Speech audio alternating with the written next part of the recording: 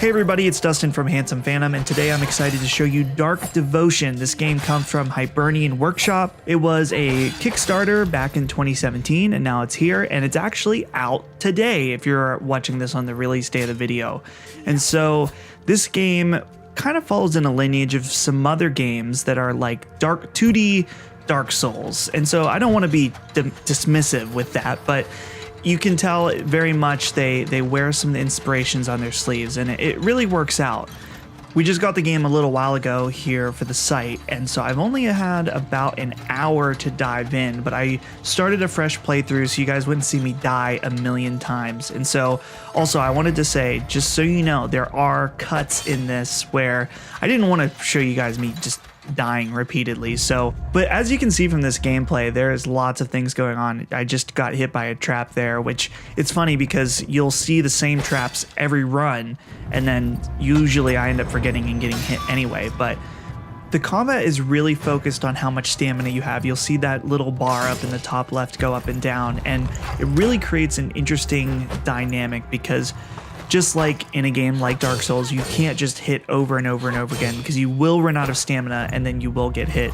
I feel like this is kind of amplified in this game in that you really got to make sure you have the stamina in order to dodge away. And just like those other games, if the wrong thing happens, it doesn't matter what the enemy is, you're going to get taken out really fast. It's interesting because it feels sort of slow paced in one aspect, but also frantic in another, just because you can only swing and dodge so fast, and enemies also stick to a set pattern, but you'll be quickly trying to dodge and then attack and get attacks in when you can, and it really creates an interesting dynamic. There's definitely some roguelike elements. I was finding in the bit of time that I played that every run I had, the levels stayed the same and the enemies stayed the same, but the drops were different. And so I would be picking up different swords and bow and arrow and things like that. And it's interesting because they don't follow with you. So it has a little bit of that element like, okay, you want to run through, you do want to kill enemies every time in order to get those better weapons before you take on the boss. This game definitely has a lot of elements to learn. I know that I felt a little lost when I started, but even within the first hour, I had figured out a lot of different things. And I think that's sort of the fun of these types of games, is they don't necessarily hold your hand. And so even just figuring out the broader mechanics is part of the fun. So while this isn't a full review, I think I can say that the types of gamers that like this type of game are probably going to be into this, and so you know who you are. If you don't like that type of game, I probably would stay away because I could see it being pretty frustrating, and not in a bad way, just in a very crushing difficulty when you're first learning how to play. So as I said, this game is out on Steam today. If you think it's something you might be interested, make sure to check it out.